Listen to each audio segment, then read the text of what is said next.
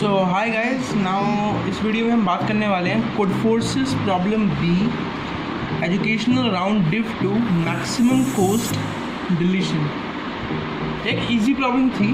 तो इस प्रॉब्लम में क्या दिया हुआ था, आपको एक गिवन स्ट्रिंग एस है, आपको एक स्ट्रिंग दी हुई है एस और आपको एक ए दिया हुआ है और एक बी दिया हुआ है।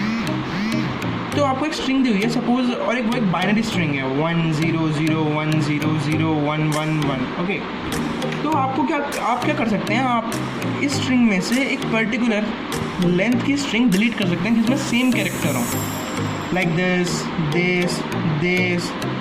और जो भी आप डिलीट करेंगे उसके आपको कुछ पॉइंट्स मिलेंगे। पॉइंट्स कुछ ऐसे होंगे, जैसे हम सपोज इसकी लेंथ एल है तो पॉइंट्स होंगे आपके उस पर्टिकुलर लेंथ को डिलीट करने के एल इंटू ए प्लस बी।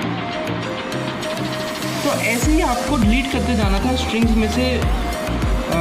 में से पर्टिकुलर सब स्ट्रिंग को, और जो रिमेनिंग स्ट्रिंग थी आपको उन दोनों को कॉन्कैट करना था, करते जाना था जब तक कि स्ट्रिंग एम्प्टी ना हो जाए, तब तक आपको ये करते जाना था जब तक कि स्ट्रिंग एम्प्टी ना हो जाए।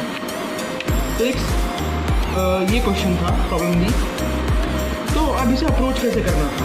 ओके, तो अब अगर आप ध्यान से देखें तो स्ट्रिंग को एम्प्टी करना है, मतलब कि जो ये वाली टर्म है एल इंटू ए, वो बार बार रिपीट होगी। कैसे, सपोज 1 0 0 0 1 1। सपोज मैं ये डिलीट करता हूँ, इसकी लेंथ है सपोज 3, तो 3 इंटू ए प्लस बी। नाउ स्ट्रिंग क्या बची 1 1 1। नाउ मैं इसे डिलीट करता हूँ तो स्ट्रिंग क्या बची 3 इंटू ए प्लस बी। तो टोटल करूँ अगर मैं इन दोनों का टोटल करूँ तो क्या बैठेगा 6a प्लस 2b। इसका मतलब a जितने कैरेक्टर्स हैं स्ट्रिंग में वो उतनी बार आएगा। ओके, यहाँ तक तो हमने देख लिया। अच्छा, ऐसे होगा। अब आगे बढ़ते हैं। तो हमें इस क्वेश्चन में जो टास्क था वो ये गिवन था, we have to maximise our points. Now A और बी की जो रेंज थी वो -100 से +100 तक दी हुई थी। So that is the reason they have defined as maximize. अगर पॉजिटिव दी होती फिर तो कोई बात ही नहीं होती, फिर तो हम बस सिंपली ईच कैरेक्टर को मल्टीप्लाई कर देते ए से और ऐड कर देते बी हर कैरेक्टर के अंदर। अच्छा, तो अब इसे कैसे अप्रोच करना था। तो इसके अब हमने ये तो देखा कि ए हर बार ऐड होगा। अब बात आती है बी की।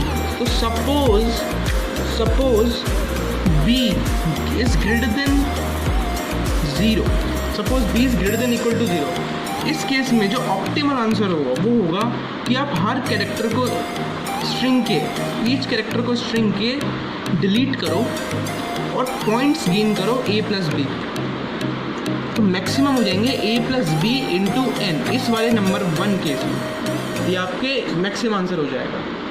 अब दूसरा केस देखते हैं जो कि है फाइनल केस। वो कब होगा, वो तब होगा जब b इज लेस देन 0। इस केस में क्या होगा, आपको दो चीज़ें करनी पड़ेंगी। पहली, या तो आप स्ट्रिंग में से सारे ज़ीरोज़ हटा दो, क्लियर ऑल ज़ीरोज़, और उन सब स्ट्रिंग के पॉइंट्स कलेक्ट करते रहो, और जो 1 बची वो पूरी कॉन्केट हो जाएगी, तो उसका आप पॉइंट कलेक्ट कर लो टोटल, तो आपका टोटल स्कोर आ जाएगा टोटल 1। ऐसे ही दूसरा तरीका है, या तो आप सारे 1 रिमूव कर दो और एंड में 0 की स्ट्रिंग बचेगी, उसके आप पॉइंट्स कलेक्ट कर लो, और जो मैक्सिमम स्कोर होगा उसे आप प्रिंट कर दीजिए।